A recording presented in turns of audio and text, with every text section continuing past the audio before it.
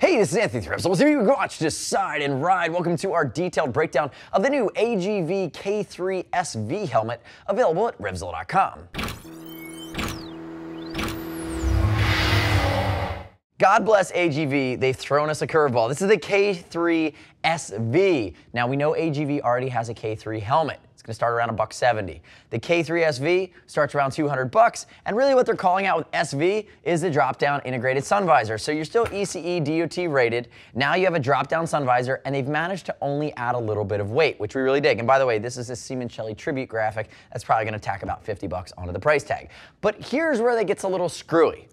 When I'm going to retract this sun visor and I'm going to take this helmet, I'm going to turn it to the side, what you're going to see in the K3 SV is basically a complete departure from the original K3. This is a brand new shell. 2 shell sizes, a completely new shell shape. Notice the aggressive hawksbill on the front, cutaways for the collarbone, brand new vent scheme, and they even gave it a brand new liner. So instead of making a K5 or something, they still have this as the K3 SV, but again, you're getting almost a full helmet overhaul for another 20 bucks.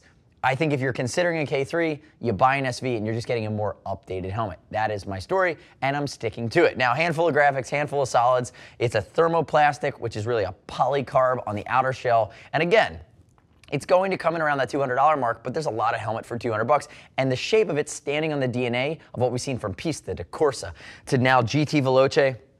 And now you have, again, that big hawksbill attack mode here on your K3 SV. Now, from a sizing standpoint, I'm going to call it intermediate to neutral oval. Gives you a little bit more area in the temples, a little bit more area in the cheek pads, whereas the original K3 was very, very snug, a little bit more narrow. This guy gives you a little bit more room, but I will say that for you guys that love a snugger fit, you can always swap out the cheek pads and make it a little tighter if you want. And keep in mind, if you're concerned about that fitment, we ship for free over 39 bucks. You can always get a hold of us. But really importantly, I'd love for you to follow my finger, click here, subscribe to us at RevZilla TV. Leave me your comments, your questions, and what you love or hate about the new K3 SV on our YouTube channel. Hi, Viz Brian. We'll be there to make you smile, tell you jokes, and answer your questions. Now, diving into the helmet itself. Looking at it, we talked about the polycarb nature of it, which means it's basic. That's how you're saving some money. You're adding a little bit of weight, but again, it's not way over the top. We talked about your anti-scratch, anti-fog sun visor, which is a nice touch, but now you're getting into some of the other feature sets like ventilation that they stole from the top of the food chain.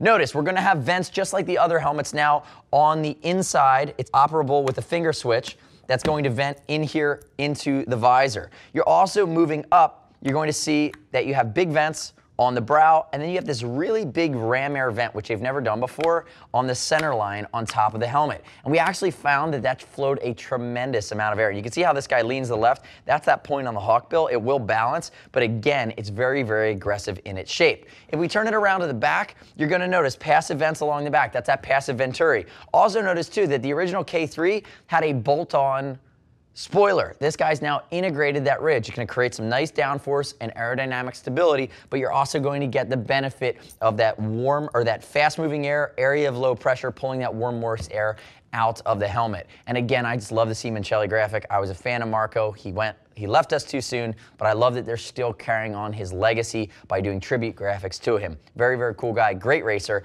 and it looks great on this helmet done in the Simoncelli 58 San Carlo Grassini colorway. Now, if we look at the side, we open up our face shield here, basic face shield change mechanism. You just pop that bad boy out, very, very simple. It's got a lighter weight walled construction around the gasket that's gonna create that seal for Mother Nature. Again, if you step up into the skyline, the horizon, GT Veloce, it gets a little beefier, the components get beefier, the shield gets a little better with that Race 2 visor they're using all the way up to the Pista. Again, this is more of an entry-level helmet, but it's fully featured. And then again, you're also going to have a city position here on the front, which is really nice. You're able to crack it. You see what I just did there. But the other nice part is they've given you detents. And this is the helmet in the line that has full detents, which are the ability to stop it at different positions up and down. And you don't get that when you get a little bit higher in the line in some of the race-inspired helmets. They're either up, down, or in that cracked position. Now, if we move into our guts, let me grab my donut up here, and I can never tell you what manufacturer it is, but it's not AGV. It's the coolest looking donut I have. Let's look at the bottom. You're gonna see where your head goes, both in and out. They've redesigned it. This is much more new school from AGV. They're using a sanitized Lycra, which wicks really well, is extremely soft against your skin.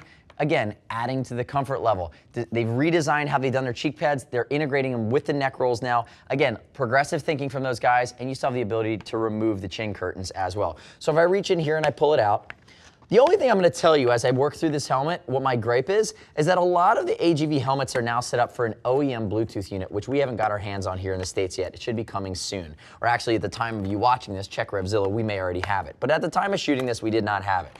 What I'll say to you is that they worked in a speaker pocket. If I can get these bad boys out here, they're definitely snapped in. They worked in a speaker pocket into the helmet itself. There we go, that snaps back on right there.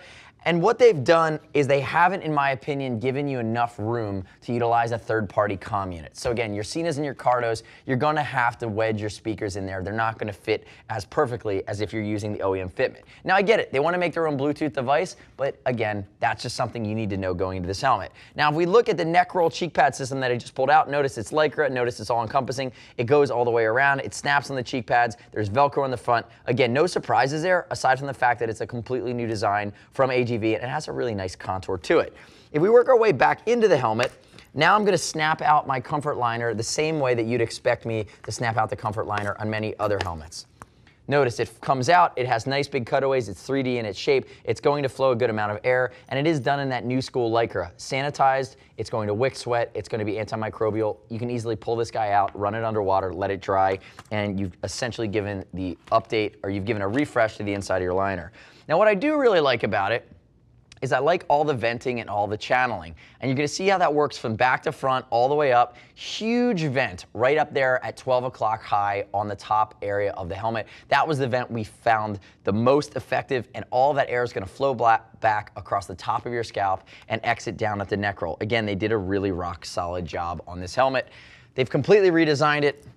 They've named it the same as a previous name and added an SV at the end. Who knows if they change that over time, but what I'm cluing you guys in on is that you should pay attention, because it's not just a sun visor update to the old AGV K3, which fit a little bit more narrow and did not have this look, did not have this level of functionality, and I would say did not steal any DNA from the piece to GP that they developed in the last few years, but you are getting stolen DNA, even the shell shape here, on the K3 SV. So now that you know what's new, everything, and how it's positioned at a more entry level, make your own decision, but read other rider reviews at RevZilla.com by clicking right there. You don't have to take my word for it, but I'm really happy to help. See what other folks have said after they bought this and reviewed it on our site. As always, we'll ship for free over 39 bucks, and if you want to talk to a gear geek, that's what we're here for. See us at RevZilla.com or 877-792-9455. Thanks for watching our detailed breakdown. Remember, subscribe to me on RevZilla TV. I'm working so hard for you. I'm Anthony. We'll see you next time.